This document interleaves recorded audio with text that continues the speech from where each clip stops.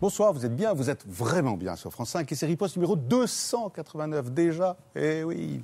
Alors deux femmes ce soir, deux femmes candidates à la présidentielle, deux femmes de conviction, deux femmes sincères, ça se voit et ça s'entend. Il s'agit, vous l'aurez compris, de Marie-Georges Buffet et d'Arlette Laguiller. Deux femmes qui incarnent passionnément leur engagement politique à la gauche de la gauche.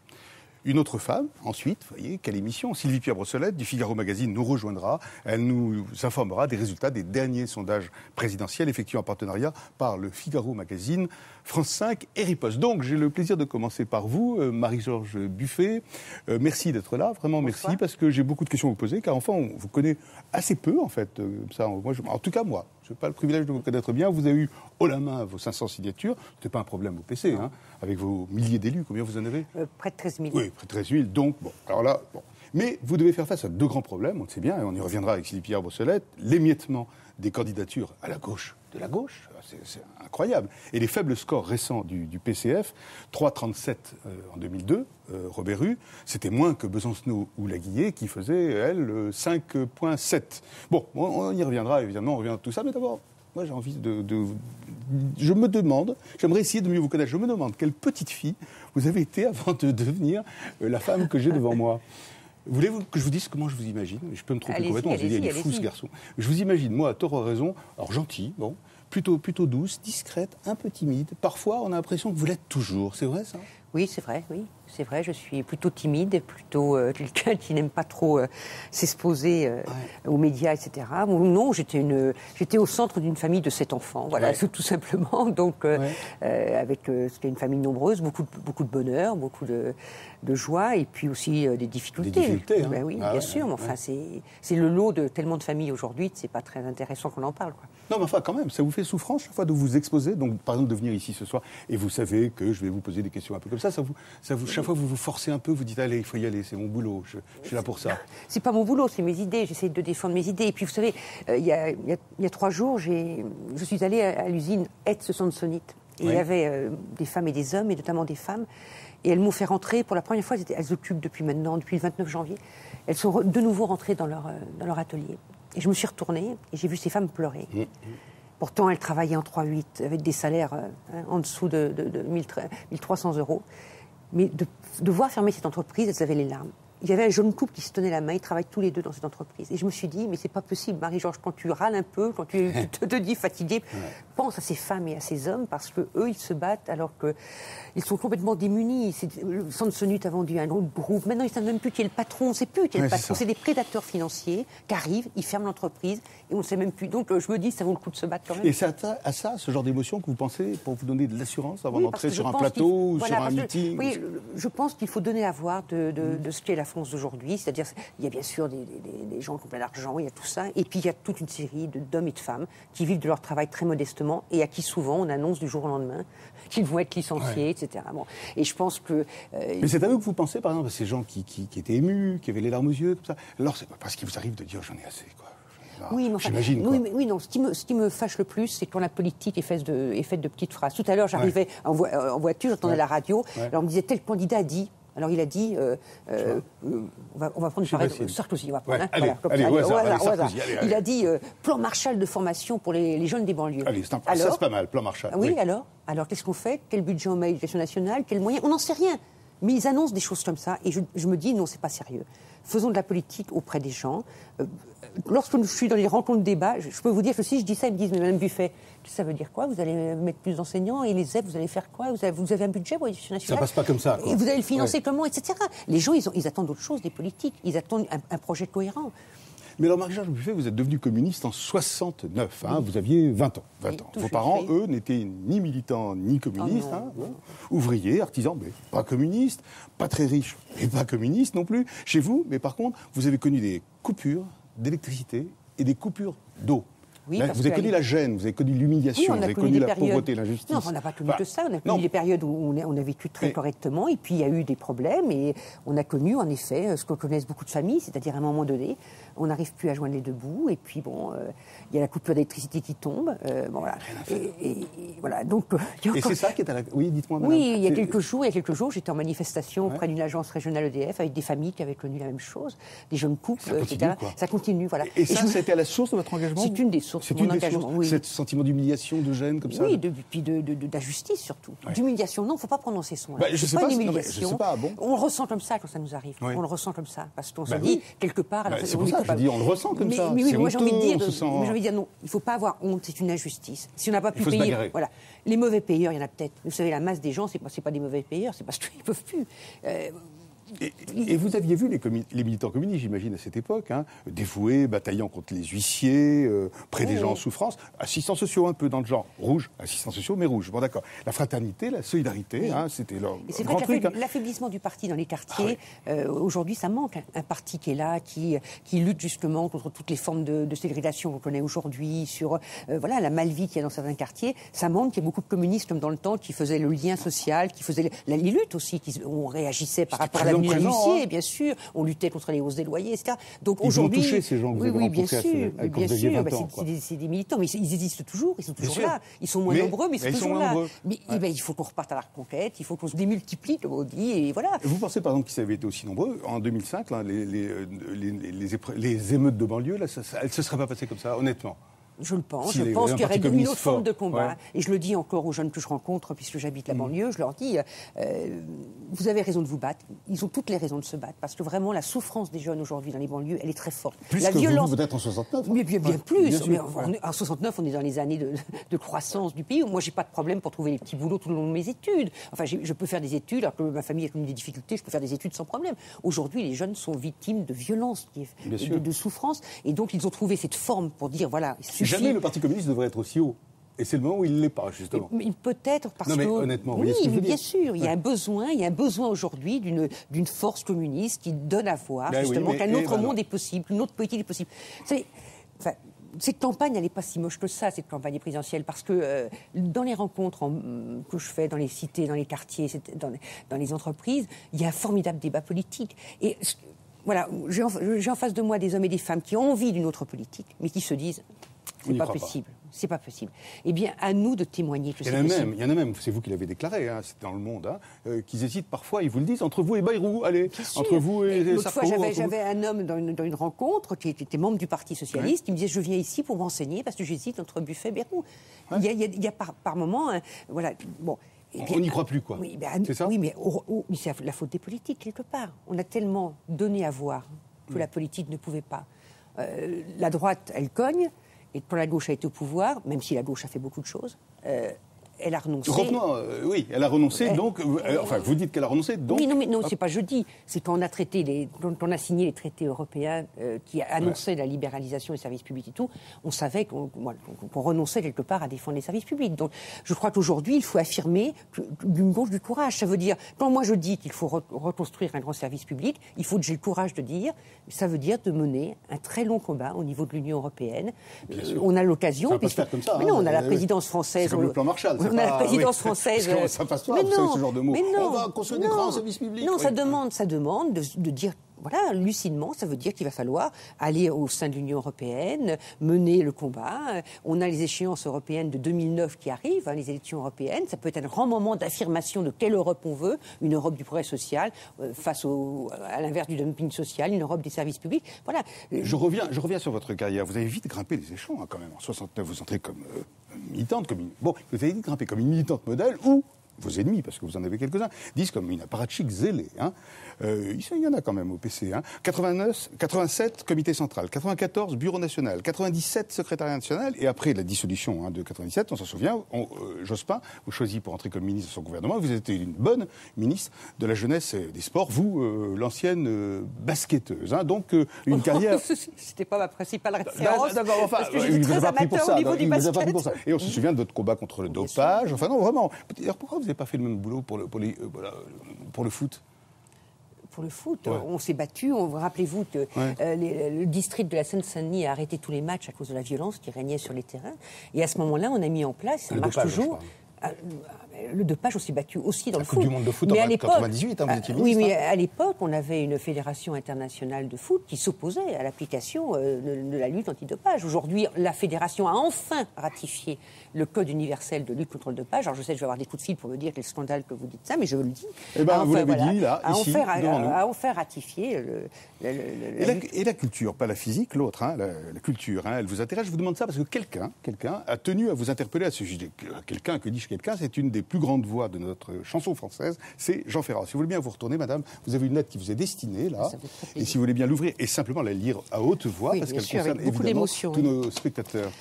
Voici la lettre de Jean Ferrat, lue par Marie-Georges Buffet. Chère Marie-Georges, dans les très nombreux débats, rencontres, interviews que j'ai écoutés à la radio et à la télévision, je n'ai pas entendu une seule fois un candidat à la présidence de la République évoquer la politique culturelle qu'il mènerait. Une seule fois, un journaliste lui posait une question à ce sujet. Vous êtes le premier. Je suis profondément indigné par cet assourdissant silence, car il montre exactement où nous en sommes et témoigne d'un mépris incroyable envers tous les créateurs passés et présents, qui illustrent toujours le visage de la France dans le monde. Je voudrais savoir ce que vous inspire ce triste état de fait. J'en viens à regretter le général de Gaulle, qui, lui, eut au moins le mérite de choisir André Malraux. Bien amicalement, Jean Ferrat. Mais c'est vrai, on n'en parle pas. Oui, c'est vrai. J'imagine que ça vous touche, qu'écrit Jean Ferrat, oui, qui est un immense poète. Énormément. C'est vrai. Personne ne parle culture. Oui, mais moi j'ai organisé une soirée justement de rencontre avec les artistes, les techniciens du spectacle. On a discuté pendant très longtemps. Et quelqu'un m'a dit, est-ce que vous êtes prête, Madame Buffet, à parler des arts et de la culture dans l'édito de votre circulaire présidentiel ? Eh bien, je lui réponds aujourd'hui, oui, on va le faire. Et j'ai en effet une politique culturelle parce que je me suis attachée au ministère des Sports et de la Jeunesse, qui n'était pas que le ministère des Sports et de la Jeunesse, qui était aussi le ministère de l'Éducation populaire, à revaloriser l'éducation populaire, c'est-à-dire à faire en sorte que chaque homme, chaque femme, quel que soit son lieu de vie, sa condition sociale, etc., puisse avoir accès à la connaissance, à la culture, puisse avoir une... Il faut rêver un peu plus large quand même. La culture, ça consiste un peu à devenir grand, à être grand et solidaire ensemble. Bien sûr. Quand même, bien sûr. On ne peut pas parler que du rat de terre, quoi. Justement, alors parlons école, par exemple. Est-ce que l'école, aujourd'hui, c'est fait pour faire des hommes et des femmes employables, comme ils disent, c'est-à-dire qu'ils soient capables de travailler dans une entreprise, ou est-ce que c'est pour faire des hommes et des femmes, il vous dit, oui, mais avec le chômage, vous vous rendez compte? Non. Justement, aujourd'hui, on a besoin de qualifications. On a besoin d'hommes et de femmes qui, tout au long de leur vie, peuvent acquérir de nouvelles connaissances. Parce que justement, il y a une évolution des technologies, des sciences. Et ça, c'est la culture, et c'est l'éducation nationale. Voilà, c'est de faire qu'on supprime. Il ne faut pas supprimer de matière dans l'éducation nationale. Il faut faire que chaque enfant, chaque garçon ou fille puisse avoir toute le panel d'ouverture. Le Parti communiste a brillé de mille feux. On pense à la culture. C'était le parti, quand j'étais petit, le parti de la résistance et des intellos. Magistère culturel sur tout le pays. Malgré Staline à l'Est, c'est ce qu'on a découvert ensuite, etc. Le PCF a tiré, rayonné. Enfin, rappelez-vous, regardez ces images, rappelez-vous.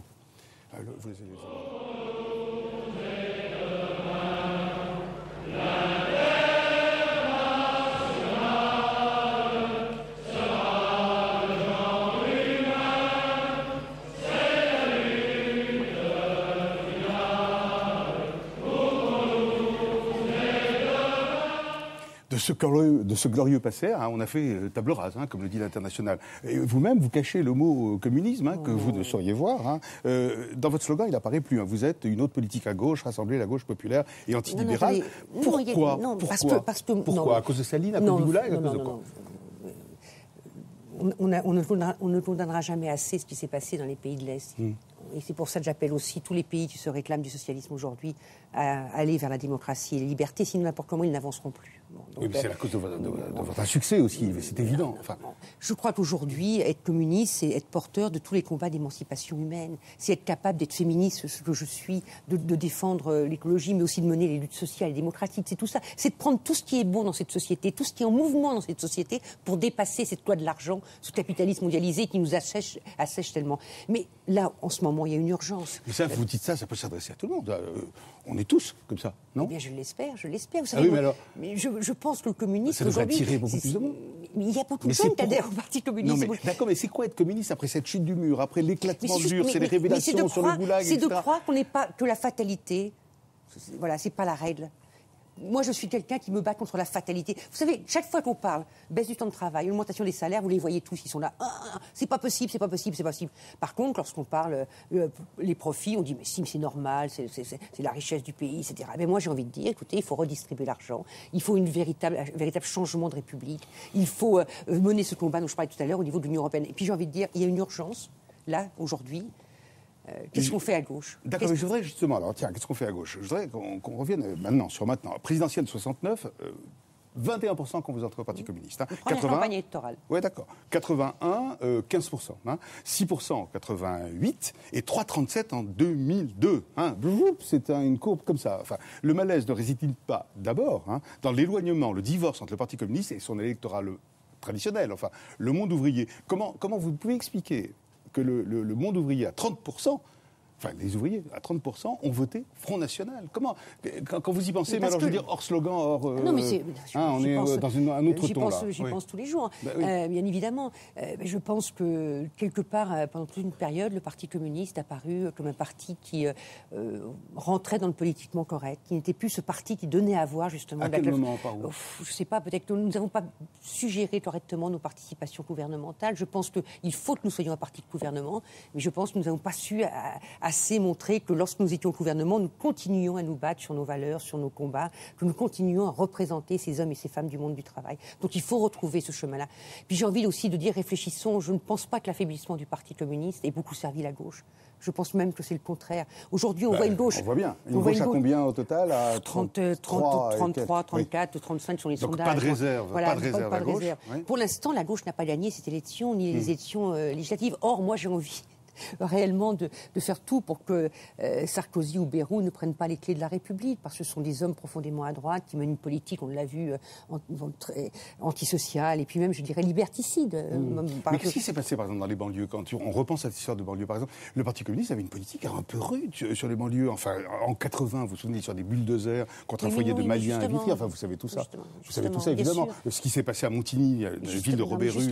Mais justement, vous dites justement, on a presque oublié que le Parti communiste, à l'époque, était complètement disant, il croyait presque, et c'est vous qui le dites d'ailleurs, je vous cite, l'idée selon laquelle, face au chômage, le départ des immigrés libérerait des emplois pour les Français, a commencé à faire des ravages. Ça veut dire des ravages, y compris chez les communistes. Il faut se battre, il faut que la gauche et le Parti communiste dans la gauche aient le courage d'affronter des questions comme celle de l'immigration ou comme celle de l'insécurité. Arrêtez de faire de l'angélisme. Voilà. Non, justement, non. Alors, dites-moi, soyez clair. Parce que quand vous dites ça, on se dit, prenons la question de l'insécurité. Oui. Il faut des sanctions. Et les sanctions, ça demande une police bien formée en nombre suffisant et une justice qui a les moyens de fonctionner.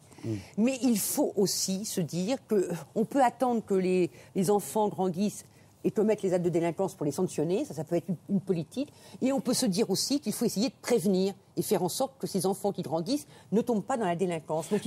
Donc c'est pas de l'angélisme, c'est de l'intelligence. Parce que si on attend simplement que les enfants aient fait l'acte de délinquance pour les mettre en prison, ça rime à rien. Est-ce qu'on peut essayer de faire en sorte que, grâce à des efforts sur l'éducation nationale, grâce à une aide par rapport à certaines familles dont il faut reconnaître que parce qu'elles ont connu des périodes extrêmement difficiles, ne sont plus en capacité, c'est provisoire peut-être, de donner les repères nécessaires à leurs enfants. Est-ce qu'il ne faut pas avoir une politique d'accompagnement de ces familles? Pas les sanctionner, mais au contraire, les accompagner. Oui, il faut faire de la prévention. Je crois à la prévention. Oui, il faut que la gauche ait le courage de le dire, et pas simplement de répéter à minima ce que dit Sarkozy. Mais ça ne va pas faire que conforter le Front National, etc. Ou Sarkozy, justement, qui tienne un discours de fermeté, etc., qui a l'air d'être plus entendu par ce qu'on appelle les ouvriers ou les gens qui vivent en situation précaire. Justement, si on ne dit rien à la gauche, si on dit en fin de compte, il faut laisser ce que dit la droite ou l'extrême droite, ça rentre dans la tête des hommes et des femmes. Si on ne combat pas ce discours, ça rentre dans la tête. Et à ce moment-là, on nous dit, voyez, c'est ce que pensent les hommes. C'est comme ça. Non, il faut combattre l'immigration. L'immigration. Est-ce qu'on va raconter aux gens qu'en votant des lois, plus des lois, plus des lois, en mettant des barbelés de 6 mètres de haut, on va empêcher les hommes et les femmes de quitter leur pays parce qu'ils vivent dans la misère ou dans les difficultés ou dans les atteintes à la liberté, etc. Non. Ce qu'il faut, c'est se dire qu'on a besoin d'Afrique et que l'Afrique a besoin d'Europe et qu'on sortira de cette question par le haut. Vous criez au feu et vous criez alerte, pour l'instant, là, dans ce moment-là de la campagne présidentielle. Mais vous vous rendez compte le niveau de la gauche Le niveau de la gauche. Comment c'est possible qu'après 5 ans de cette droite, on atteint ces scores dans les sondages. Toxin, mais oui, il faut que la gauche se réveille, il faut qu'elle amène ses idées, ses combats, ses valeurs. Il ne faut pas que la gauche fasse du Bérou-bis. Bérou, il occupe déjà le terrain, c'est pas la peine de faire du Bérou-bis. Il faut que nous, on soit vraiment à gauche. Et c'est ce que je propose. Et c'est peut-être le seul sens de ma candidature, c'est celui-là. Faire en sorte que la gauche soit vraiment à gauche et qu'elle porte un programme cohérent, qui porte une politique de changement. Alors je vous propose maintenant d'accueillir justement Sylvie Pierre-Brossolette, rédactrice en chef du Figaro Magazine, qui va vous interroger donc, et vous faire commenter le sondage présidentiel Figaro France 5, riposte.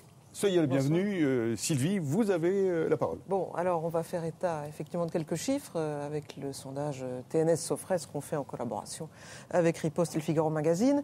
Alors, d'un mois sur l'autre, les choses ont évolué et malheureusement pas en la faveur de la gauche.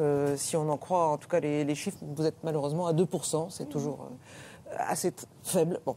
Sinon, alors les grands candidats, entre guillemets, Sarkozy perd d'un mois sur l'autre et passe en dessous de la barre des 30% et perd 6 points, comme on découvre dans le tableau. Ségolène Royal est à peu près stable et Bayrou grimpe avec 9 points. Il se hisse dans la cour des grands, où on a plus de 20%, il a 23%. Il a l'air, effectivement. Donc il y a une espèce de resserrement des 3 premiers candidats dans les sondages, dans une tranche qui est entre 20 et 30%. Donc avec les marges d'erreur, tout est imaginable et possible. Le Pen, chez nous, est à peu près stable. Il perd un point, il est à 12%. Apparemment, il ne bénéficie pas du climat. Et tous les autres petits candidats se traînent entre petits, pas par leur qualité, mais par leur score, se traînent comme vous, dans des scores 1,5, 2, 2,5%. C'est assez terrifiant de voir qu'effectivement, là vous le disiez à l'instant, le total des voix de gauche, on va voir ça peut-être dans un deuxième tableau, n'est que 36,5%. C'est quand même, on n'a jamais vu ça dans l'histoire d'une élection. Alors il y a peut-être une erreur quelque part. L'effondrement de la gauche, c'est ça que vous dites. C'est un vrai effondrement. Et il est confirmé par le sondage que je peux vous donner en exclusivité qui sera donné demain dans le Figaro quotidien, toujours par la Sofres, où c'est encore pire. Le total gauche est à 33,5 parce que Sarkozy... Là, 36 et ça passe à 33,5. Ça baisse demain encore de 3 points. Enfin, c'est quelque chose d'absolument inimaginable. Et dans ce sondage de demain, Sarkozy bénéficie peut-être ponctuellement, mais de ses déclarations sur l'identité nationale, il grimpe de 4 points, il repasse autour... Ça lui a fait gagner des points. Oui, ça lui a fait gagner 4 points, il repasse autour de la barre des 30%, il est à 31%. Et Ségolène et Bayrou perdent un petit peu, mais restent dans ce marais de 22, 23, 25%. Mais le fait est que vous ne bougez pas non plus. Bon. Donc, il y a quelque chose d'un petit peu étrange, et ça se reflète dans les deuxièmes tours. On va voir peut-être les tableaux des deuxièmes tours, Sarkozy-Bayrou. Alors, Sarkozy encore gagne face à Ségolène, un petit peu moins facilement que le mois dernier, mais demain, il reprend 2 points de plus. Il se retrouve avec son étiage de 54%, ce qui, quand même, pour la gauche, est inimaginable que Sarkozy, alors que quand même tout le monde est là, à tout sauf Sarkozy, eh bien, il arrive... Vous avez des questions à poser à voilà. Georges Buffet. Bon, alors, première question, comment expliquez-vous cet étiage de la gauche? Est-ce que vous vous sentez quelque part responsable de cet état de fait? Est-ce qu'il y a simplement une droitisation de la société qui explique ça? Ou est-ce que vraiment vous êtes pour quelque chose dans le fait de ne pas canaliser la colère du peuple, entre guillemets? Je ne ressens pas une droitisation globale de la société. Bon, c'est vrai que sur certains sujets dont on parlait tout à l'heure, ce phénomène existe. Mais on a eu aussi la grande lutte contre le contrat, le CPE. On a eu aussi des mobilisations. Moi, je parcours la France, il y a des très grosses mobilisations sociales. Pourquoi ça ne va pas dans les votes? Parce que je pense que les gens ont l'impression que la gauche n'a tiré aucun enseignement de ce qui s'est passé en 2002. Ils nous ont sanctionnés. Mais c'est pas votre discours. Attendez, ils nous ont sanctionnés en 2002. Et ils ont l'impression que la candidate qui est présentée comme représentante de la gauche, c'est-à-dire Ségolène Royal, ne tient aucun compte de cet échec et recommence le même discours que la gauche portait, le Parti socialiste portait en 97 et en 2002. Mais pourquoi ils votent pas pour vous? Vous dites pas la même chose. Mais parce que, je ne sais pas si vous vous rendez... Enfin, si, vous, bien sûr, vous en avez parfaitement conscience. Mais depuis des mois et des mois, on place les gens devant un second tour. Moi, je rencontre des gens, je vais vous dire très... Donc c'est le vote utile. Je vous dis tranquillement ce qu'ils me disent. Il y a même un journaliste qui me l'a dit à la fin de l'émission. Il me dit, Madame Buffet, vous êtes une républicaine, vous avez un programme extrêmement cohérent et fort. S'il était porté par Madame Royal, elle gagnerait. Pourquoi? Parce que les hommes et les femmes... Mais non, les hommes et les femmes que je rencontre me disent, nous sommes d'accord avec ce que vous dites, Madame Buffet, c'est ça qu'il faut faire, c'est ça que la gauche devrait faire. Mais nous avons l'impression que vous n'avez pas, vous, la force d'appliquer ce programme. Et les sondages nous ont un peu... il faut faire le congrès de Tours à l'envers, redevenir le Parti socialiste. Les sondages nous ont enfermés.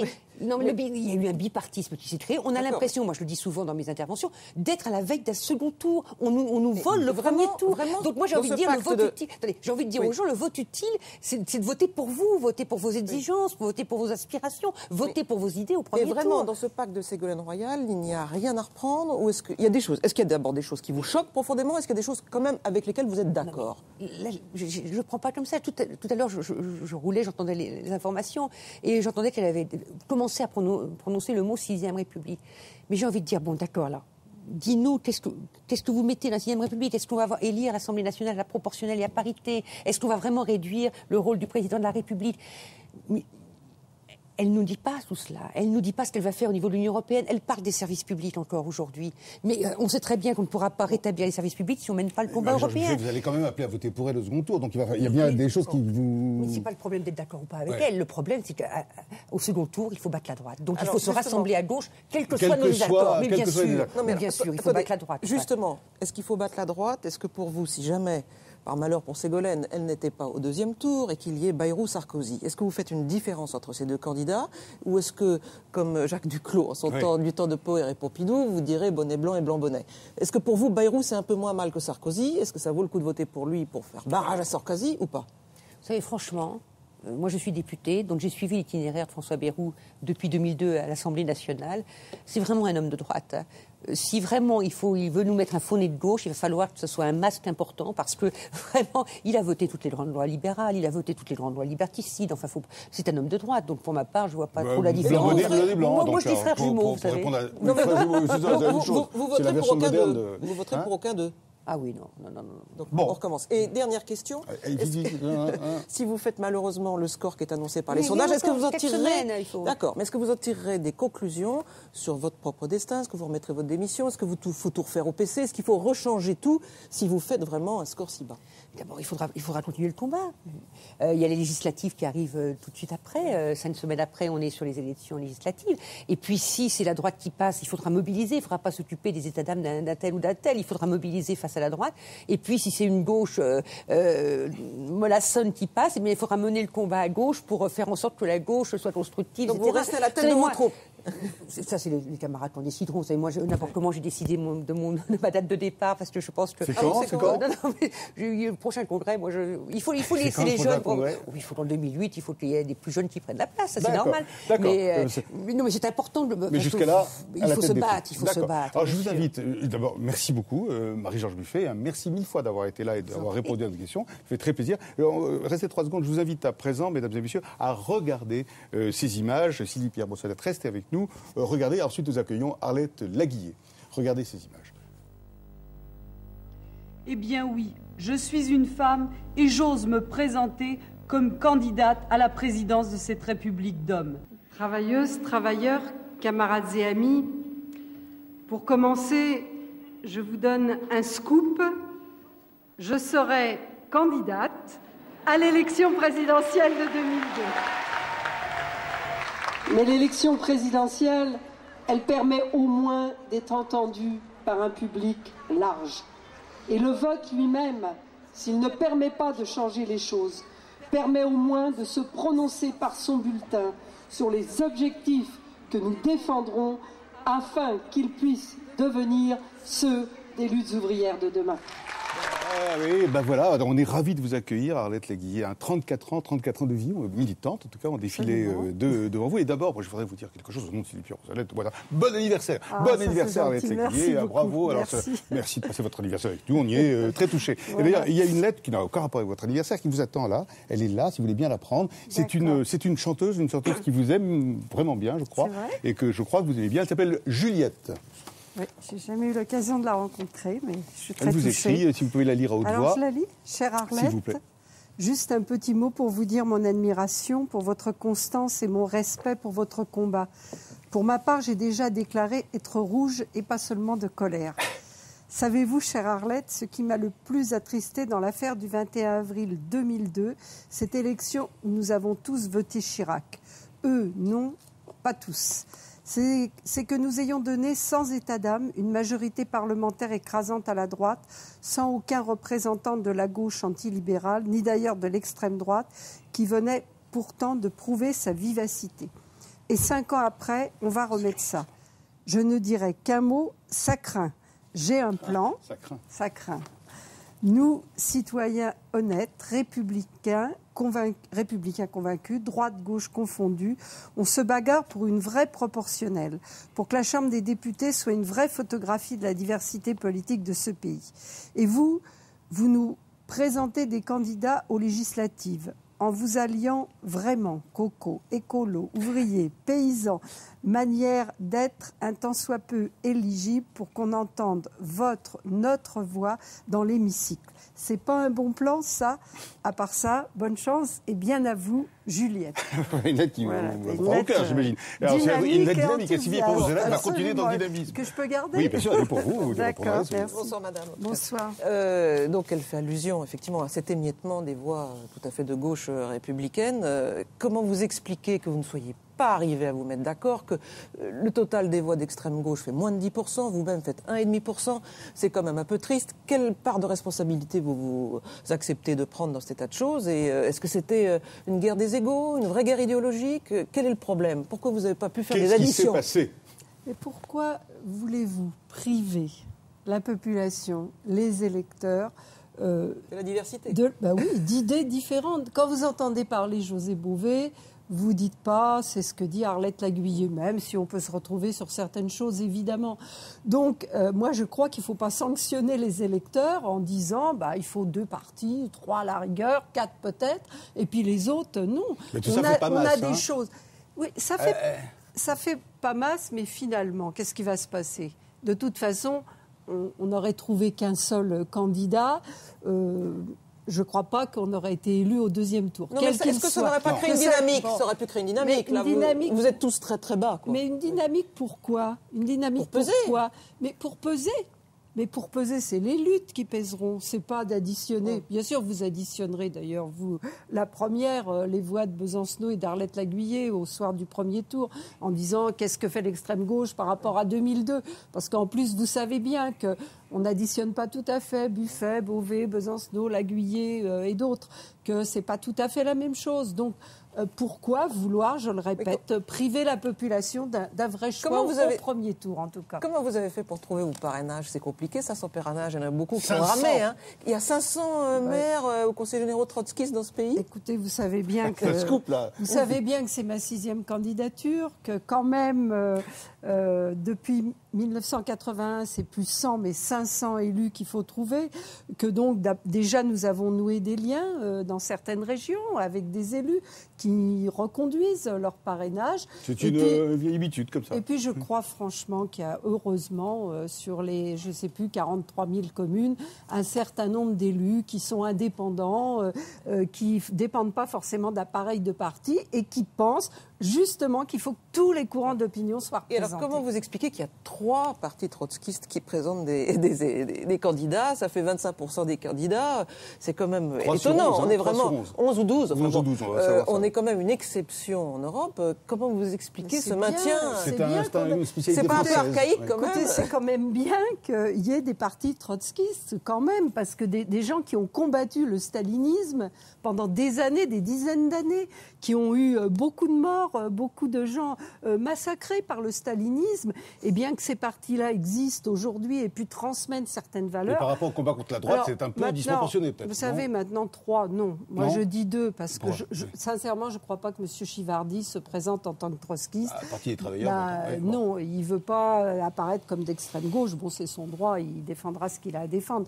Mais bon, si vous parlez d'Olivier Besancenot et de moi-même, je vous répète, Olivier a pris un chemin différent qui était de s'entendre plutôt avec Buffet, Bové, ça n'a pas marché. Et moi, pendant ce temps-là, j'ai suivi en fait, vous êtes les derniers dinosaures en Europe. Mais vous en êtes fiers. Méfiez-vous, ça grandit. C'est pas seulement pour ça, c'est que ça grandit en Europe. C'est plus fort que les éléphants. C'est plus fort que les éléphants. Vous savez, le stalinisme n'a pas réussi à tuer tous les trotskistes, et il y en a dans tous les pays. Et certains ont des groupes plus importants que d'autres, mais c'est en train plutôt de grandir. Et c'est normal, parce que la situation qu'on connaît aujourd'hui dans ce pays, avec d'un côté une richesse énorme et d'autre côté une pauvreté qui grandit, c'est vrai dans tous les pays d'Europe. Et alors, je ne parle pas de l'ensemble du monde. Dernier point du sondage. Des trotskistes, il va y en avoir de plus en plus. Ah bon, c'est votre prophétie d'aujourd'hui, là. C'est le jour de votre anniversaire. Des trotskistes partout. Des trotskistes partout à riposte. Ah oui, votre réaction quand même sur la montée d'un homme qui a l'air sur la montée d'un homme qui a l'air de bénéficier plus que vous de ce réflexe hors système et de cette colère du peuple. C'est François Bayrou. On va voir un dernier tableau où on voit les raisons pour lesquelles les gens veulent voter pour lui. Alors arrive en tête et de plus en plus en tête toujours cette ambition de dépasser le clivage gauche-droite. Alors peut-être les gens se font des illusions, mais enfin c'est très haut. Mais une progression aussi de la raison qui était très basse le mois dernier, c'est que les gens se disent il fera peut-être quand même un bon président. Donc est-ce que vous pensez que Bayrou a une carrure présidentielle? Est-ce que vous le prenez au sérieux et vous le mettez dans la cour des grands véritablement? Écoutez, moi, je me méfie d'ailleurs d'abord beaucoup des sondages, mais il est évident que si c'est vrai, je ne parle pas de la droite, parce que Bayrou est un homme de droite, c'est une évidence, il a participé à des gouvernements de droite. Mais il est un peu hors système, il vous vole un peu le feu, là, non? Non, il a participé à des gouvernements de droite, il est allié avec l'UMP dans tous les conseils régionaux ou dans toutes les institutions, donc c'est vraiment, pour moi, quelqu'un de droite qui n'a pas un programme économique si différent que ça de Nicolas Sarkozy, quand vous regardez bien. Donc c'est quelqu'un de droite. S'il s'avère que c'est exact et que ça se confirme le soir du premier tour, que des gens de gauche ont voté Bayrou, c'est au Parti socialiste de se poser le problème. Pourquoi il aura perdu comme pour Chirac-Le Pen, vous direz je vote pour aucun. Attendez, je termine quand même. Oui. Pourquoi il aura perdu pourquoi le Parti socialiste aura perdu, par exemple, des votes d'enseignants qui vont vers Bayrou? À ce moment-là, ça sera au Parti socialiste de se demander qu'est-ce qui n'a pas été fait dans la campagne de Madame Royal pour que des gens qui votaient à gauche aillent voter à droite. D'accord, et pour vous, pareil. Pour vous, c'est pareil. Bayrou, Sarkozy, etc. Vous direz, on ne vote pas. Écoutez, je dirais le soir du premier tour ce que je ferais, comme je l'ai fait le soir du premier tour. Merci et bien beaucoup. malin qui sait qui va être au deuxième tour. Eh ben, merci beaucoup, Sylvie Pierre Brossolette. Merci beaucoup d'avoir été avec nous. Donc après 6 campagnes présidentielles, si tu peux y aller, un record, vous avez décidé d'arrêter, de dételer, de passer la main après 34 ans de bons et loyaux services comme porte-parole de Lutte ouvrière. Quelle carrière. Et c'est vous qui avez décidé d'arrêter cette année ou c'est vos camarades de Lutte ouvrière qui ont décidé à votre place? Disons que oui, moi, à la limite, j'aurais pu arrêter dès cette élection, mais mes camarades ont souhaité que ça soit encore moi cette fois-ci, donc dans la foulée... Ça vous a touché? Oui, d'une certaine façon, oui. J'ai senti la confiance totale de mes camarades, mais en même temps, je crois qu'une organisation ne peut pas continuer, grandir, évoluer si elle ne se renouvelle pas. Donc j'avais aussi ce sentiment. C'est pour ça qu'on a choisi un certain nombre de jeunes femmes et de jeunes hommes. Femmes surtout, hein. J'ai l'impression que vous avez dit jeune femme. Oui.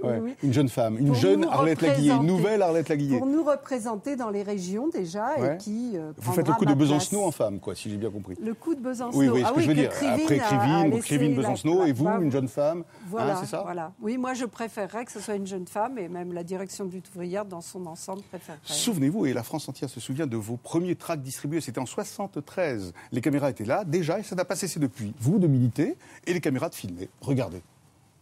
Demandez les Lutte ouvrière. Marché a prévenu, il respectera la Constitution. Demandez les Lutte ouvrière.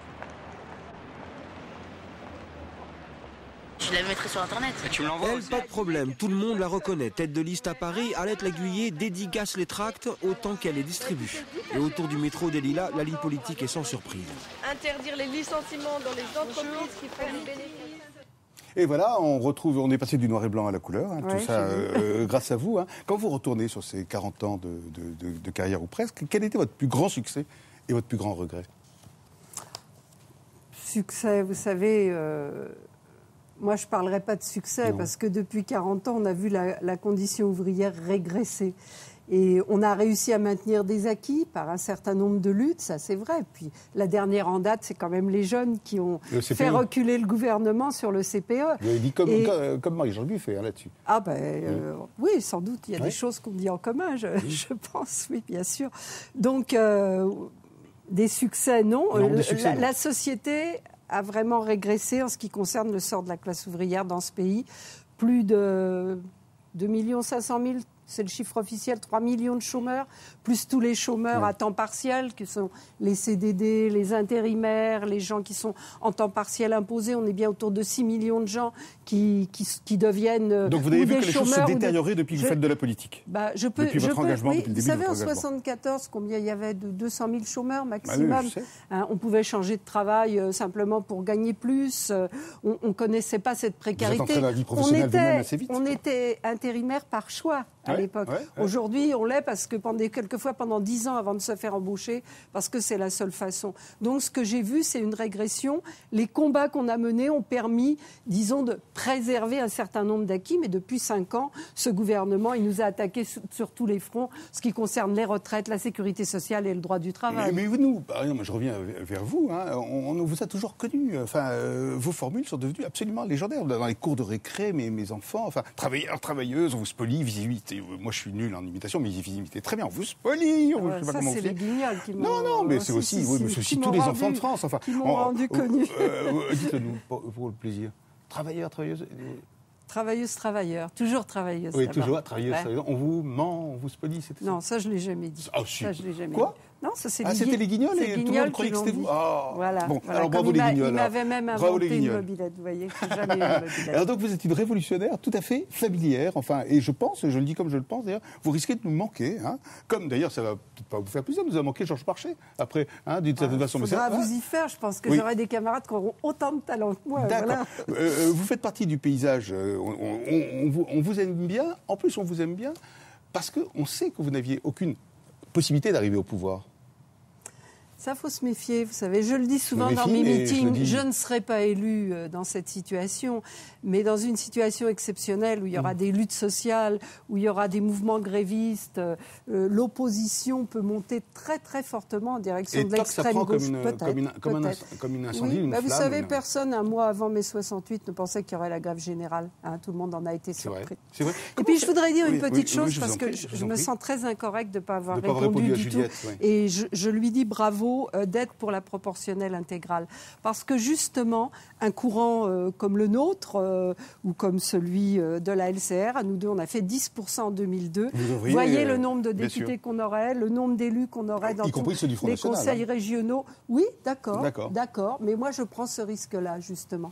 Comment faites-vous, c'est une question d'ordre personnel, pour être constamment comme ça, comme en colère, frémissante, tous les matins vous vous réveillez comme ça, révolté, comment vous faites? Vous avez un truc?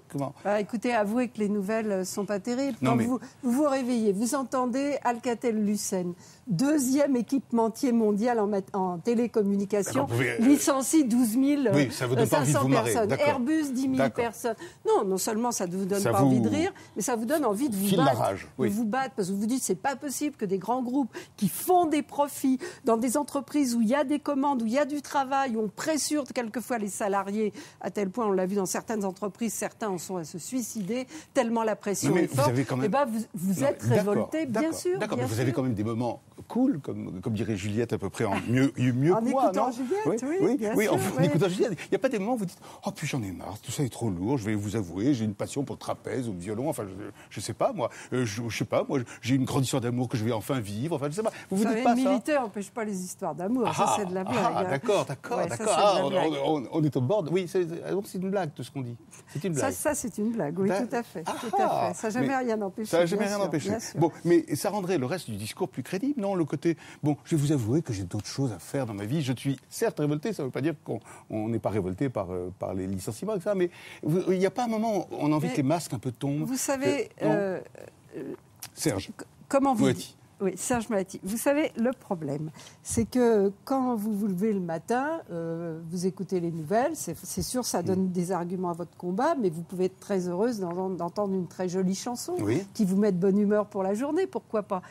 En quoi c'est contradictoire d'avoir une vie normale et d'avoir des idées à défendre? C'est pas du tout contradictoire. Et vous lisez pour le plaisir aussi?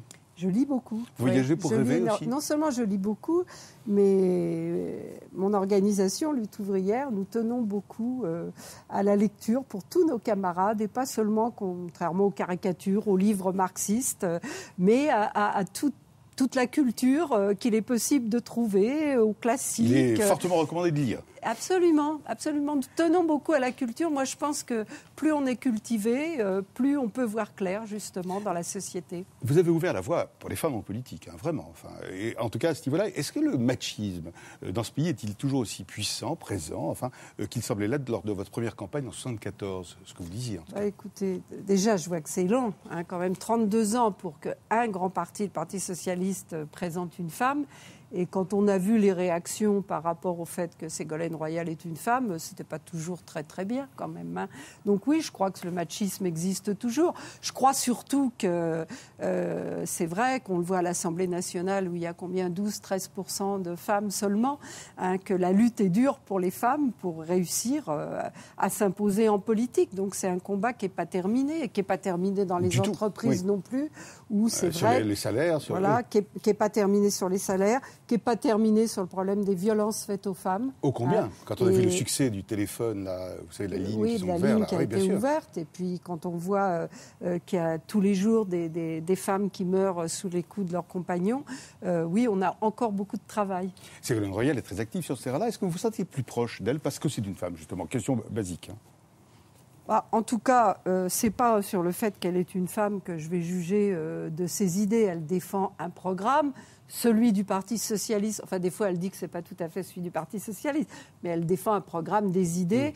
Quand elle dit qu'il faut 1 500 € bruts seulement à la fin de sa mandature, je ne peux pas être d'accord. Moi, je dis qu'il faut 1 500 € net tout de suite, 300 € d'augmentation des salaires net tout de suite, parce que c'est ça qui manque, c'est le rattrapage nécessaire aux 17 ou 18% de salariés qui sont encore au SMIC et à tous les autres qui ont vu leur pouvoir d'achat régresser. Mais le fait que ce soit une femme, ça vous la rend plus proche quand même? Ou non, c'est vraiment je souhaite... débile comme question, une question de mec, quoi. Je ne sais pas si c'est une question de mec. Il y a des journalistes femmes qui m'ont posé la même question. Non, je crois pas que c'est encore pire que tout. Voilà. Donc je passe à autre chose. Et vous trouvez qu'elle en fait parfois un peu trop sur sa féminité, le côté maternel? Écoutez, franchement, c'est pas ça que je regarde. C'est pas ça qui vous intéresse? Non, c'est pas ça qui m'intéresse. Ce qui m'intéresse, c'est son programme. C'est le fait qu'elle dise, comme tout le monde, faut trouver des solutions pour Airbus, l'argent des régions. Les autres disent l'argent de l'État. Mais elle ne dit pas plus que la droite, mais ça on ne l'attend pas de la droite, elle ne dit pas il faut interdire les licenciements chez Airbus, chez Alcatel, prendre sur les profits. Voilà, prendre sur les profits pour maintenir les emplois dans une situation où le chômage est à un niveau quand même très très élevé aujourd'hui. Revenons, cher Laguillet, à l'origine de votre engagement. Donc aujourd'hui, il y a quelques années, vous naissez dans une famille de la banlieue parisienne, une famille aux revenus modestes, un père manœuvre, une mère employée. Mon père avait été employé d'assurance, mais il a été assez brisé par la guerre. En rentrant prisonnier, il a fait tout un tas de boulot. 3 enfants à nourrir. Et je vous cite, parce que cette citation, c'est dans un livre que vous avez écrit en 1974, Moi, une militante. Oui. Vous dites, comme nous étions pauvres, la mairie nous assurait des colis, l'assistance médicale et la cantine gratuite. C'était une bonne chose, mais combien humiliante d'être la seule dans toute la classe à bénéficier de la cantine gratuite. J'aurais préféré ne pas manger, dites-vous. Ça me touche beaucoup. C'est vrai, c'est des souvenirs que j'ai, effectivement, un peu douloureux, de me sentir marginalisée, à part. Montrée comme ça. Mais enfin, je me rattrapais bien, parce que comme j'avais quand même un père assez cultivé, il y a beaucoup de livres à la maison, donc j'étais quand même celle qui avait des idées déjà, vous voyez. Vous n'étiez pas juste montrée du doigt comme ça, la pauvre. Non, c'était moi qui le ressentais comme ça, mais je crois que je m'en tirais finalement pas si mal. Visiblement. Cette humiliation dont vous parlez a-t-elle joué un rôle dans votre engagement politique? Oui. Je ne sais pas. Honnêtement, je ne sais pas. C'est vrai que je n'oublierai jamais tout ça, ça c'est certain.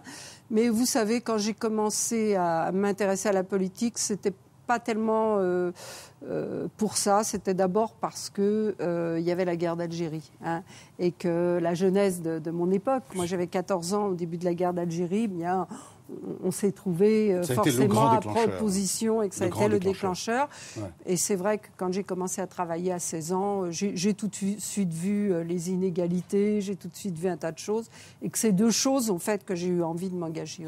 Et chez les trotskistes, pas au Parti communiste, vous passez par le syndicat au Crédit Lyonnais, puisque puisque tout le monde sait que vous avez travaillé au Crédit Lyonnais, temple du capitalisme d'État, et c'est là que vous forgez cette conscience. On combat bien de l'intérieur. Oui, certes. Comment on appelle ça, quand on entre dans un truc, l'entrisme. L'entrisme, c'est ça. Oui. Non, j'ai pas choisi. J'ai pas choisi. Je cherchais sais. du boulot. Mais non, vous avez trouvé du boulot là. Voilà. Bon, d'accord. Mais alors, cette conscience trotskiste révolutionnaire, c'est là où elle se forge. Comment vous êtes arrivé là? Pourquoi là? Parce qu'à l'époque, en 65, vous avez même été exclu de la CGT du Crédit Lyonnais, où vous militiez, pour trotskisme. Pourquoi? Écoutez, on a oublié cette période quand même du stalinisme, où le PC était complètement inféodé à l'URSS, à la dégénérescence stalinienne. Vos deux carrières se croisent là avec Marie-Georges Buffet. Oui, elle entre au PC quand vous êtes viré de la CGT. Oui, à peu près, j'ai vu, à quelques années près, oui. Donc, oui, c'est une période pas facile pour les trotskistes, encore... on n'y perdait pas la vie, mais c'est vrai qu'on n'avait pas le droit d'être dans la CGT. Bon, ça a changé, heureusement. Oui. Et être trotskiste, c'était quoi? C'était être anti-révolutionnaire? C'était être communiste et combattre le stalinisme. Mais donc, pour les communistes, c'était quoi? C'était les traites, quoi? C'était les traites, c'était même les hitléro-trotskistes. Hitléro-trotskistes. Oui, il y avait ce genre d'injures qui nous étaient lancées quelquequefois aux portes des entreprises. Ça existait, effectivement. En mai 68, vous avez 28 ans. Hein. Vous ne croyez pas vraiment à ce mouvement? Vous dites pourtant que c'est votre meilleur souvenir. Hein. C'est ce que vous 68, dites vous-même. Oui, 68, mai 68, oui. Mais est-ce que c'était au fond une sorte de révolte de petits bourgeois, comme on dit chez les trotskistes, hein. Question bleue, d'ailleurs, c'est quoi être un petit bourgeois? Enfin, nous, on n'a jamais dit ça. Ce qui s'est passé, c'est qu'au début, c'est vrai que c'était des manifestations d'étudiants uniquement. Et c'est vrai que ça a changé de caractère quand il y a eu la grève générale. C'est évident que c'est devenu autre chose. C'était plus seulement la lutte des étudiants, c'était la lutte des étudiants et de la classe ouvrière. Oui, je crois que... Vous savez, vous le rappelez, 28 ans. Et ma seule expérience, mais qui était livresque, c'était 1936. Donc de vivre une grève générale, c'était quelque chose d'extraordinaire. Vous en parlez d'ailleurs avec de l'émotion. C'est vrai. Ça vous a touché. Il y a eu des moments où vous êtes senti emporté par un grand mouvement collectif. Oui. Et puis j'ai retrouvé ça en 1974 dans la grève des banques. La grande grève des banques. 2 mois de grève, victorieuse d'ailleurs, mais... Oui, tout ça m'a donné confiance dans la capacité du monde du travail à bousculer les choses. Et j'ai vu des gens se transformer du jour au lendemain dans la lutte. Et ça rend vraiment crédibles les idées révolutionnaires. Dites-nous comme ça, question pour moi, cette histoire de dictature du prolétariat qui fonde le programme de votre parti. Vous, Arlette, notre Arlette, vous croyez à la dictature comme ça ? Je crois surtout à la dictature d'une minorité, une dictature de la bourgeoisie sur l'économie et sur la société.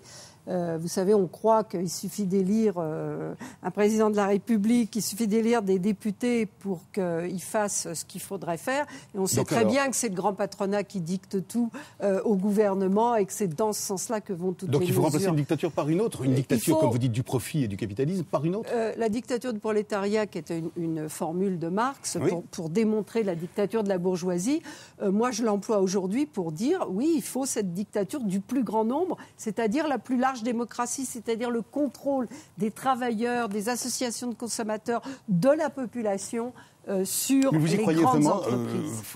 Oui, parole de scout, vous y croyez vraiment à ça? Vous croyez que c'est jouable? Ça n'a été jouable nulle part. Mais je crois qu'aujourd'hui, vous savez, quand dans une entreprise, du jour au lendemain, on dit, ça y est, 300 emplois supprimés, 1000 emplois supprimés, qu'on vous raconte n'importe quoi sur les pertes, soi-disant, de l'entreprise, alors qu'on sait qu'il y a tout un tas de façons de faire apparaître des pertes dans une entreprise, ne serait-ce qu'en envoyant des objets à des filiales à l'étranger, qu'on fait quasiment pas payer, etc. Vous vous rendez compte que ça... Non, mais c'est le contrôle. Oui, c'est le contrôle. Moi, j'en ai assez que ce soit uniquement les conseils d'administration des grandes entreprises qui décident de la vie des gens. Ouverts aux salariés aussi, parfois, les conseils d'administration. Oui, mais non, mais ça, écoutez, c'est de la blague. Mais au moins, les comités d'entreprise pourraient avoir des droits. Donc vous revendiquez le mot dictature? Pourraient avoir... je ne revendique pas, je décris que la dictature du plus grand nombre, donc celle du prolétariat et de la population en général, vous savez, le prolétariat, c'est la majorité de la population aujourd'hui. Et c'est la minorité qui décide, celle qui possède les capitaux, celle qui spécule sur l'immobilier, celle qui spécule sur les actions, sur la vente et la revente d'entreprises. Et ça, c'est une minorité. Mais vous avez conscience très très riche qui impose, elle, qui ce possède... que vous appelez cette dictature sur l'ensemble de nos concitoyens, par exemple. Voilà, c'est ça. Et donc, je veux qu'il y ait un contrôle de l'ensemble de la population sur le fonctionnement de l'économie. On dit souvent de vous, enfin on ne dit pas souvent, mais je le dis, la seule à tenir un discours utopiste avec une foi quasi religieuse dans l'avènement de la révolution prolétarienne. Vous vous reconnaissez dans ce portrait ou pas du tout? Bon, vous dites que c'est vraiment moi, la religion, propos c'est de vraiment... type intoxiqué par... non, mais vous voyez ce que je veux dire par foi religieuse. Mais une savez, foi, quoi. Attendez, moi, je suis une militante, oui. mais comme il en existe des centaines de milliers dans les partis de gauche, dans les syndicats, dans les associations, qui font quand même bouger les choses, ou qui en tout cas résistent, empêchent ici que la police de Sarkozy prenne des enfants dans les écoles pour les envoyer en centre de rétention, et puis les expulser ensuite avec leurs parents. Donc tout ça, toute cette mobilisation, voilà, on est des centaines de milliers. Je ne suis pas toute seule. Je me présente aux élections présidentielles, mais entre deux élections, on m'oublie. Mais moi, je suis toujours là. Je milite, comme je vous dis, comme des centaines de milliers d'autres. Mais il n'y a pas des choses que vous regrettez dans votre vie privée de ne pas avoir pu faire à cause de votre engagement? On dit par exemple qu'on n'a pas le droit de se marier du tout. Oui, c'est vrai? C'est de blague. C'est un choix. Philosophiquement, un choix de vos camarades. Philosophiquement, un peu comme tous les marxistes, les progressistes, on n'était pas tellement pour le mariage de toute façon. Mais moi, j'étais pas pour le mariage, même avant de connaître Lutte ouvrière. C'est vrai, ça vous a jamais... Non, jamais. C'est vrai que c'est interdit militant en Peut-être couple, parce que j'ai été marquée par la vie dans des quartiers populaires où c'est très difficile pour les gens. Peut-être aussi maintenant, parce que vous savez, on sait bien qu'un couple sur deux divorce, ou peut-être plus. Ah oui, vous étiez en avance, quoi. Bon, c'est l'avant-garde, quoi. C'est l'avant-garde, d'accord. Maintenant, chacun fait ce qu'il veut, c'est des choix. Après, ça devient des choix personnels. L'intransigeance de Lutte ouvrière, on en a beaucoup parlé. Il y en a qui ont employé le mot de secte. Enfin, vous savez tout ça, et ça vous énerve. Et chaque fois, vous répondez, mais pas du tout. Le chef inconnu, tout ça. Pour vous, c'est de la propagande, un peu. Est-ce qu'on reproche à M. Dupont-Aignan, qui, je crois, a jeté l'éponge, d'ailleurs, de dire que ce que lui a transmis le général de Gaulle, c'est formidable et que c'est ça qu'il veut. Et moi, si vous voulez, oui, il y a une génération avant moi qui m'a transmis des choses. Et alors, c'est normal. Enfin, et moi, j'espère transmettre beaucoup à mes jeunes camarades aussi. D'accord. L'intransigeance de Lutte ouvrière, on l'a particulièrement vue entre les deux tours en 2002. Vous avez été la seule, donc, comme le rappelait Sylvia Brossolette, oui, vous en êtes fière, d'appeler à voter Jacques Chirac contre Jean-Marie Le Pen. Regardez, on s'en souvient, regardez cette image. Le vote confirme la situation. Nous n'appellerons pas à voter Chirac. Nous voulons combattre Le Pen. Mais il ne peut se combattre que sur le plan social et par d'autres moyens que ceux qu'ont proposés Chirac ou Jospin. Vous ne regrettez pas du tout cette décision de l'époque? Je ne regrette pas de ne pas être tombée dans cette escroquerie. Pour vous, c'était une escroquerie? Oui, c'était une escroquerie parce que finalement, la gauche, pour éviter de faire l'inventaire de pourquoi quand même le PS a perdu 2 500 000 voix, le PC 1 600 000 voix, se sont précipités dans ce plébiscite pour Jacques Chirac, alors que tout le monde savait très bien que Le Pen ne pouvait pas faire plus de 50% des voix étaient élues et que les voix de la droite auraient suffi à faire élire Chirac. Et Chirac, il en a bien profité de son plébiscite pendant 5 ans, avec tout son gouvernement, dont Nicolas Sarkozy, pour porter les mauvais coups sur la retraite des travailleurs. On va avoir un allongement de l'âge de la retraite avec une pension moindre, les remboursements de sécurité sociale qui sont de moins en moins importants. Mais est-ce qu'on va pas vous le faire payer, aux élections de 2007 ça, Mais qui va me le faire payer? Mais je ne sais pas. Le fait que je dise, écoutez, vous avez vu la lettre de Juliette. J'ai vu la lettre de Juliette. Je ne suis pas toute seule à avoir été lucide sur cette période. Et croyez-moi, il y en a beaucoup qui regrettent de l'avoir fait, ce choix de voter Chirac, et qui me le disent aujourd'hui. Voilà. Donc, dernier appel, alors, là, au jour d'aujourd'hui. Dernier appel, voter pour Arlette Laguiller. Voter pour Arlette Laguiller. Mais c'est sérieux, c'est au premier tour qu'on peut dire vraiment ce qu'on pense, qu'on peut dire ce qu'on veut voir changer, qu'on peut voter selon ses convictions. Au deuxième tour, c'est fini. On peut voter peut-être par élimination. Il reste les yeux pour pleurer, parfois. C'est par élimination, c'est tout. Merci beaucoup, Arlette Laguiller, d'avoir répondu à nos questions. Encore une fois, bon anniversaire. J'espère que nous aurons quand même beaucoup d'autres occasions de nous rencontrer.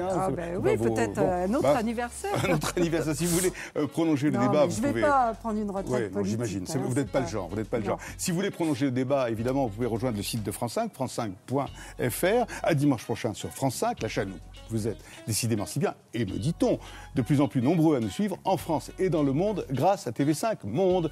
Merci beaucoup, Arlette Laguillet, et à très bientôt. Au revoir.